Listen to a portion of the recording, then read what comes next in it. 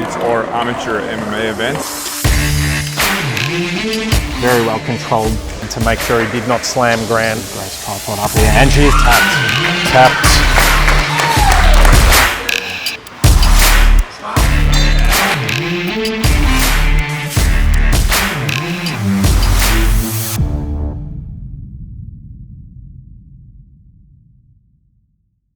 I'll just quickly go over the main rules, just so everybody's clear on them. You can hit to the body, kick to the legs, knee to the body, but no strikes to the head. Punches and strikes to the body are also allowed when we're on the floor. So if one person's on the back, the other partner can punch them to the body and to the legs, or punch and kick to the body and the legs. All takedowns and throws are allowed with the exclusion of scissor takedown, too dangerous from the knee, and also suplexes are not allowed because it's too hard to control people and avoid them landing on their neck. Standing submissions are not allowed. If someone's inside your guard, you can't stand up and slam them to the ground. The only submissions that we don't allow is anything that's going to cause a neck crank. We don't allow any coaching during the matches, so you can give your fighter advice before the round or before the start of the match and between rounds, in the break between rounds, but no shouting out advice during the round. It's a bit of a tough rule, but it's for creating the atmosphere that we want, which is more about learning and getting experience rather than it being a win at all costs sort of environment.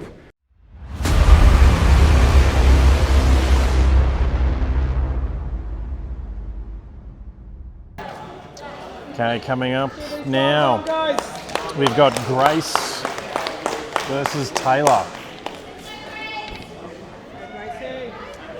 Bit of a height discrepancy here. It's going to be really interesting chest battle here between these two combatants. Can Taylor get close enough to combat that extra bit of range that Grace will possess over her? Okay, we seem to have the piercing situation sorted.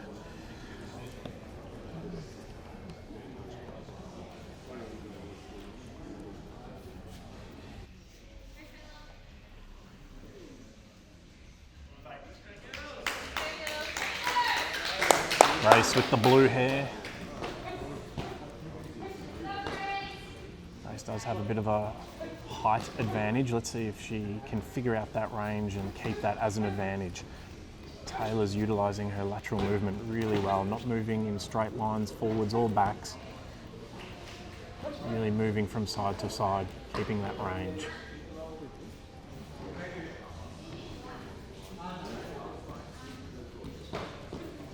Can the speed of Taylor combat the power of Grace in this bout?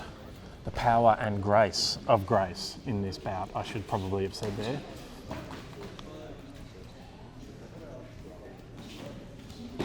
Very hook-focused hand attack so far from Taylor. Not a lot of straight punches being thrown. Lots of outside leg kicks as well, which are not being checked by Grace as she grabs a hold of a leg to try and go for a takedown, and she manages to complete and found herself caught into an arm-in guillotine there from Taylor. She's posting up on her head there to try and relieve the tension.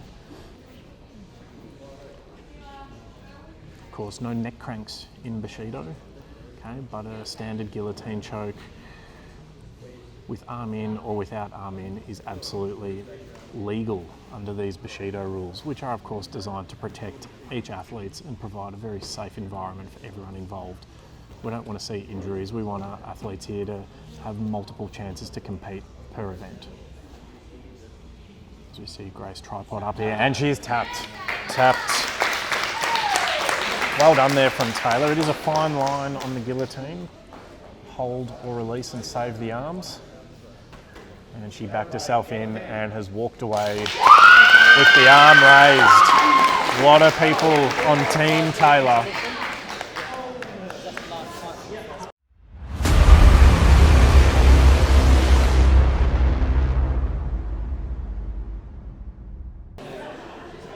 So we see a bit of a height disparity here from Grant and Jed. Grant being the smaller statured opponent. Going to be interesting to see how he combats that range. Can he get in close on Jed to attack the body or maybe get the fight to the ground? It'll be really interesting to see what approach Grant takes here and if Jed can keep Grant at range. Of course, no head strikes here at Bushido, only to the body. You can kick, you can knee, you can of course punch. Legs as well. There's no elbows, no knees to a groined opponent. Jed just copped a kick to the groin there. Referee Ryan Barry Big Bad Bazzy will give him as much time as he needs. Okay, as we resume the fight there, powerful leg kick there from Jed. You could hear that slap a few kilometres away. Grant returns fire, inside leg kick into an outside leg kick. And they tie up. Will they be able to go to the ground here? Will they try and keep it standing? A few strikes there from Grant, getting a little bit high there. Just a reminder, there are no head strikes in Bushido, standing or grounded. Everything has to remain body or legs. There are no elbows. And they're really loading up here. A lot of punches high to the body, which can be quite effective at being able to raise the arms. Also in Bushido, that can be a little bit of an element of danger, as there could be the head that gets hit there. Jed does well to avoid the takedown there after Grant caught the leg.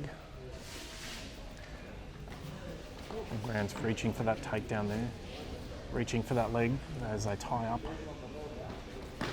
Nice knee there from Grant, couple of body strikes there. Doesn't seem to really affect Jed at all. As Grant catches the leg, great sprawl there from Jed to release the leg. Now Bushido is a novice competition for amateur fighters. So it's really just about giving athletes a taste of competition. You can be a superstar in training, you can be a superstar in sparring, but once you start competing, things are a little bit different. The adrenaline fits a little bit different. Very well controlled there by Jed to make sure he did not slam Grant. He gets a round of applause from the competitors as he starts to attack the arm. Grant has Jed inside control as he goes for a lockdown there, trying to prevent Jed from passing into a mounted position. And Jed manages to break through that lockdown as he starts throwing some big punches to the body. And from this angle, I can't really see what's happening here.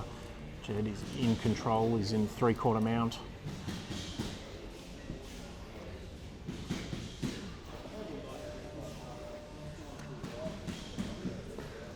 He starts throwing punches here. Grant doing well to defend and prevent damage. As we get to the last 10 seconds of the round, will there be an explosion of offense here from Jed? Very well survived there from Grant to end that round when Jed got into mount, was raining down punches. A bit of a timekeeper issue here from Blazing Bill Arwis next to me. Throwing him under the bus there, but that's all right. He's back on track, he's back in black. He's like AC/DC's 1980 album. A lot of hands being thrown early here in this second round, hands to the body there. Definitely get the feeling that both competitors wouldn't mind this fight going to the ground. And as I say that, Grant shoots for a single leg. Well defended there by Jed. As they still scramble.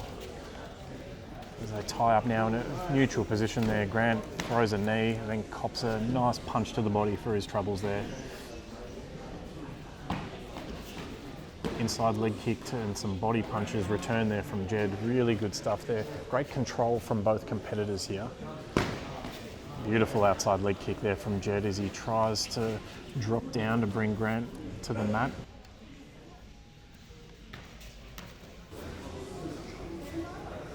You can see it's generally around this point where the technique starts to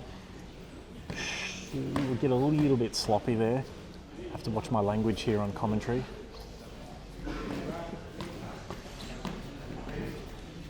Repeat body punches there from Jed. Grant does really well. Grant throws a leg kick, but well timed there from Jed to eat the leg kick, but goes straight into a takedown. He's in mount, gets a nice applause there. What will Grant do off his back? Oh, he throws his legs up in an attempt for what I would thought was a triangle there. Jed able to shrug it off back into a mounted position. As Jed tries to posture up a little bit. Looking to Clearly wants to pass guard. He's not happy being in mount there. He's Jed. He starts posturing up, throwing some punches to the body there. Changing his approach really well there, not just punching to the same locations, forcing Grant to really think about where those punches are coming. Grant throws the legs up there. Got feet to the hip. Is he going to try and explode Jed off there to create... Yes, he does. Grant gets back to his feet, brought straight back down into a turtle position there by Jed. What's going to happen here? Jed's trying to get to the back. Great control from both athletes here to keep the strikes to the body. It's a bit of a stalemate here on the ground. Lots of holding on there. Jed's trying to get that forearm under Grant's chin there to go for a rear naked choke. Oh, and he switches into a mounted position. Very crisp jiu-jitsu there from Jed. Controlling Grant very well there. Looking to attack the arm, I think from my angle. He's a little bit hard to see. It's the last few seconds of the round. Grant's trying to go for a Hail Mary, but the time beats him in the end. Very good match there. Great control from both competitors. As Grant Wu takes the big, deep breaths in.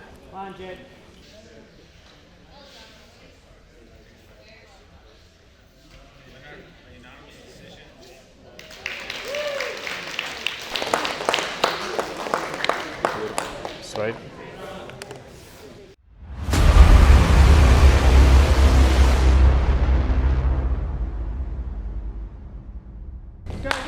Greg has the blue chin protectors on.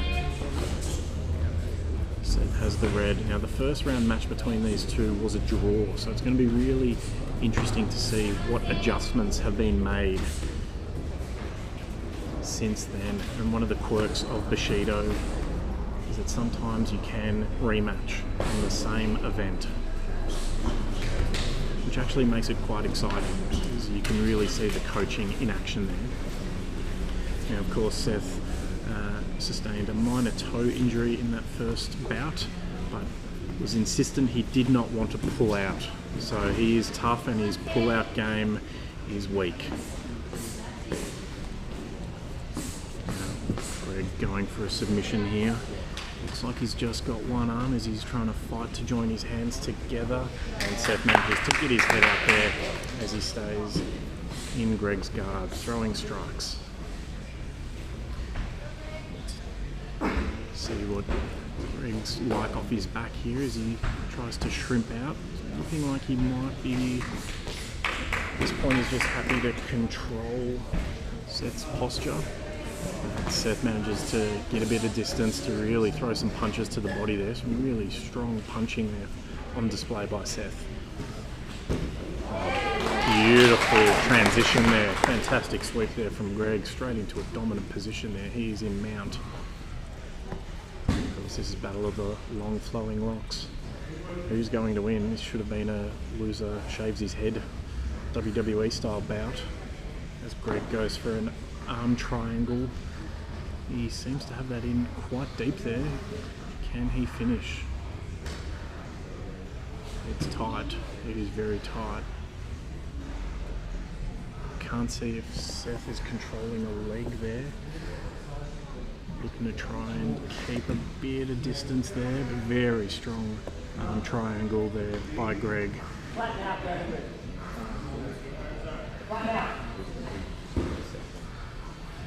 Oh, Greg lifted his head there. Managed to lose that position. He's still in a dominant position on the ground there. Well, he's upstanding. Great toughness on display there from Seth not to tap from that. That looked like it was very deep. Now,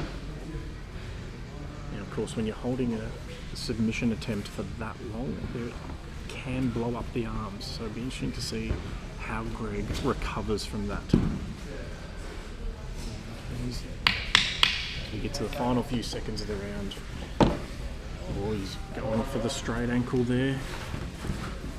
Of course, well reversed there. This is a real chest battle on the ground. Lots of fast jiu-jitsu there as Greg ends in side control. Really good first round there. Well controlled there from our referee, big bad Ryan Bazzi. So firing off leg kicks here. Seth go back to that side kick heavy attack that he showed in the first round bout. As he tries for an outside trip. They're tied up. Greg seems to control the head. Is he going to try and sprawl down? No, he gets into a dominant position there. Well done from Seth there. Great flexibility to be able to throw the legs in and prevent that side control. Of course, just a reminder that in Bushido there are no strikes to the head, whether that's standing or on the ground. No elbows, no neck cranks, no heel hooks, no slamming. Athlete safety is paramount. As we see Greg in a side control position here on Seth, and he's just taking his time, very calm performance here from Greg as he explodes over into a mount position there. Very slick step over there from Greg. And he looks like he's trying to isolate the left arm of Seth. Seth doing not a bad job of defending, but Greg gets that head. Oh, very well defended there by Seth. You can see what Greg's trying to do there. He's trying to stretch out Seth, get control of that arm, see if he can get that arm triangle in. And good adjustments there from Greg on the ground, going from side control back into a mounted position. Realised he did not have that submission deep enough. It looks like he's going for an armbar now, steps over. Seth does a good job to pin his own arms together there. Does not want to be extended there. You see referee Ryan Barry in a very good position to ensure fighter safety, which is paramount here. Can Greg break the grip? They looked like he was trying to attempt a bicep slicer to open it up, and we have the finish there. Greg with the armbar. Very slick jiu-jitsu performance there from Greg, which you would expect, trained by one of the OG black belts in Australia, George Soteropoulos there. Very, very good jiu-jitsu on the ground there from Greg.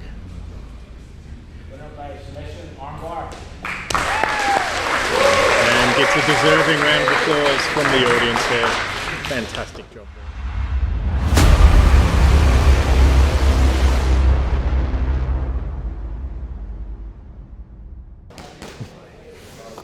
And referee Ryan Barry asserting his authority early on the coaches there. Let's be honest, I'm not sure anyone really understands what he's saying at any given point in time. Everyone just nods politely.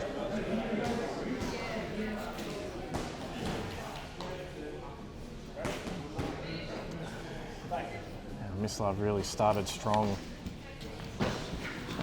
in his last bout. Mick starting a lot stronger this bout. His first bout he was quite cagey, very tentative, but now he's right out there as they tie up, looking for a takedown. Very slick takedown there from Mick. Mislav tries to reverse. Mick's got a hook in there.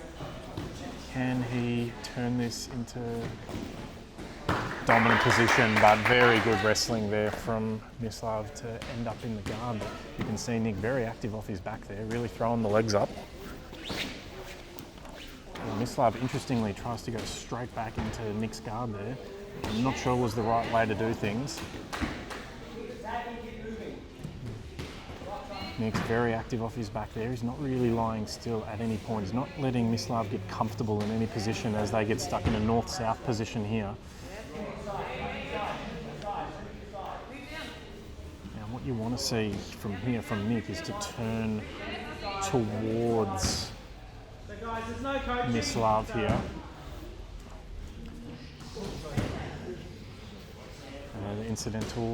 Accidental knee there from Mick. Trying to post there, trying to defend, and Mislav's head was in the wrong position there, but Mislav does seem to be in a bit of a crucifix position there. I can't see the far arm. Oh, he's gone for an armbar out of nowhere. And that was some very good jiu-jitsu there. I definitely thought Nick had the advantage on the ground, but Mislav fought his way through it, managed to get the armbar. Very slick performance there from Mislav on the ground. Very impressive jiu-jitsu there, because Mick was very active off his back.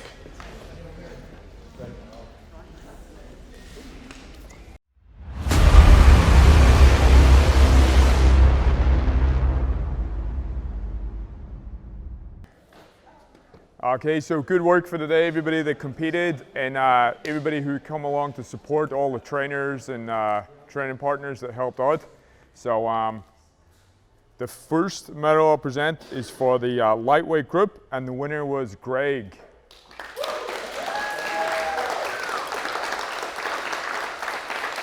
There you go, Greg. Congratulations. And I'll get you to stand over here. You can get a photo with the official photographer. And I might get you all just to stay there as well until I present all of them, and then we'll get everybody together. All right, and then the next group, or the next winner of the next group was Mislav. All right, good work, Mislav. Oh, I'll give you this one, not the one that dropped. There you go. All right, congratulations, well done for today. So the winner of the next group was Jed. Okay, congratulations. Thanks. All right, good work. And okay, and the winner of the final group, so that was a close one. They both had one win each, so we decided to give it to Taylor.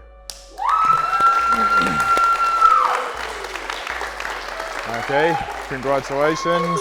There you go. Okay. And we've also got a special award for the best submission of the day, which is going to be presented by Bazzi. Bazzi, who was the head referee today. All right, guys, that was a tough one, but we'll have to go to Mislav.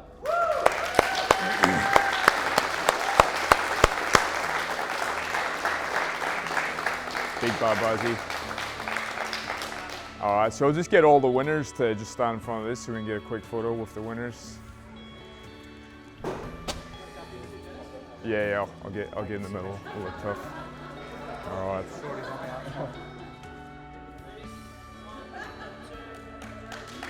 Okay. Good work, guys. Congratulations again. Congratulations. Good work. And good work. All right. Yeah.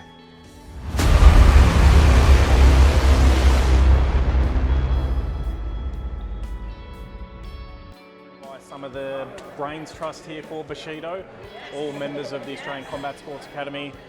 Gents, what did we think of today's event? I thought it went really well. Some of the matches were really super technical and some nice submissions and striking. And the main thing is everybody was very controlled, and you know we didn't really. I think there was just one disqualification, but everybody else kind of fought with the right spirit. So yeah. Fantastic. And Ryan, you were refereeing today. What did you notice? Yeah, it was, they listened really well. The decision making was very good. You know, you can see why it's crucial for young fighters to do something like this. Just going to develop in every area, you know, making decisions, getting the experience, crowd watching them, phenomenal. Absolutely. And Quan, you had a lot of different roles today, wrangling a lot of the competitors. What were your observations? I thought it was a great day. I mean, we've set this competition up as something so that novice competitors have a setting to compete in. And as we saw today, it did exactly what it's supposed to do. So people could compete in a safe environment and just really test their skills. So yeah, it's a great day. Yeah, definitely. Fantastic. So ladies and gentlemen, this is Bushido. We are at the Australian Combat Sports Academy, and we will see you next time for Bushido 6.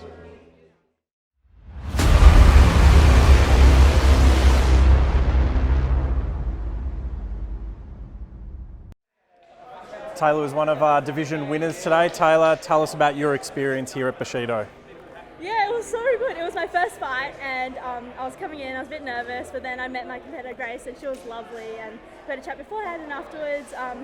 And it's good coming in knowing that it's a very safe environment to sort of compete in, sort of no headshots, and then yeah, everyone sort of looks after everyone, so it was safe, and I was feeling confident and comfortable going in, so yeah. Fantastic, and you had 2 bouts. Tell us about your experience overall in the competition arena. It was fun, it was very intense, similar to what I do at training, just sparring, but like, just went in first fight, just have a bit of fun, sort of see where I need to work areas on, and it was good. It was good to compete with someone different to my training partners, so yeah. For sure, and when you look at an event like this, for you, what's been the biggest takeaway? Like, what are you gonna do differently or work on more post Bushido? I kick to the leg a lot, so working on my checks, sort of parrying, that sort of thing, more striking work for me, I think. But yeah, that's the good thing about competition. It sort of exposes areas where you need to work on, which I really, really love. So yeah. Awesome. Thank you very much. It's Taylor, division winner here. You're watching Bushido.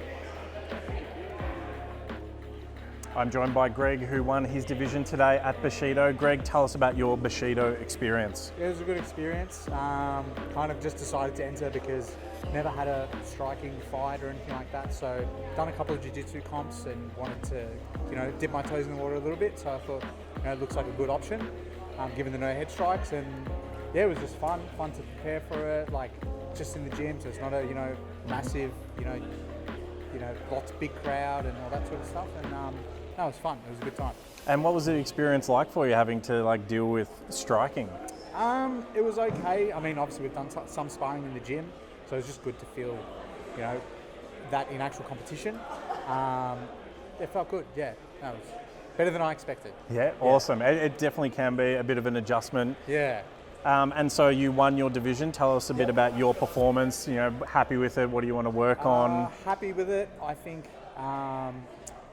I've kind of we had 2 matches with the same opponent, and I think I learned a lot from the first one. That I was like, okay, well, my path to victory in the second one will be grappling. So kind of just tried to go for more takedowns in the second one, and yeah, eventually got the win, obviously. But yeah, obviously moving forward, work a lot on the striking, and yeah, that's about it.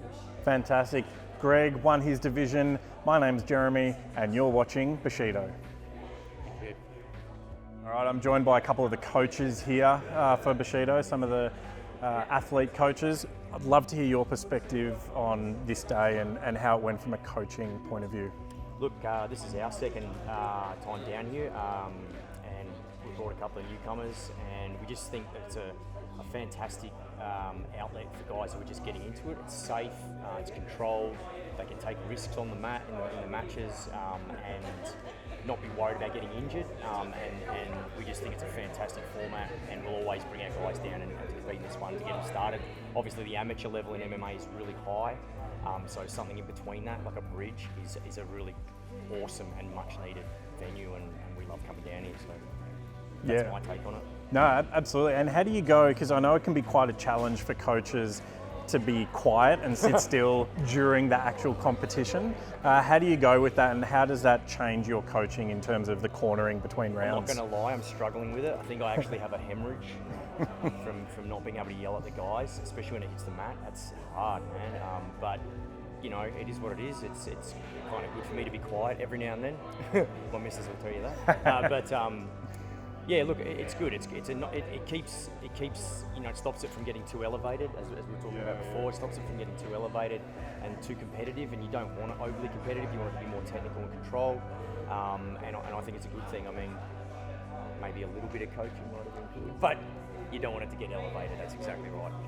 Keep it non-competitive. So yeah. Absolutely. Dennis, any thoughts from the coaching perspective? You mean like the coaching during the matches? Yeah. Yeah, I mean, obviously it is kind of, you do miss being able to, you see someone in a position and you want to be able to say, put your arm there, or do this or do that. So you miss out on a little bit of that, but I find that that's kind of outweighed by the change in the atmosphere, making more about learning. And I think even, there's things that I notice fighters doing, and I remember, after the match, I'm going to tell them how to do this and this, whereas if you it's almost like you're cheating in the test, giving them the answers by telling them what to do during the fight. That 9 times out of 10 when people are shouting stuff out during the fight, the fighters should already know how to do that anyway. So if they're making that mistake, it usually doesn't make that much difference.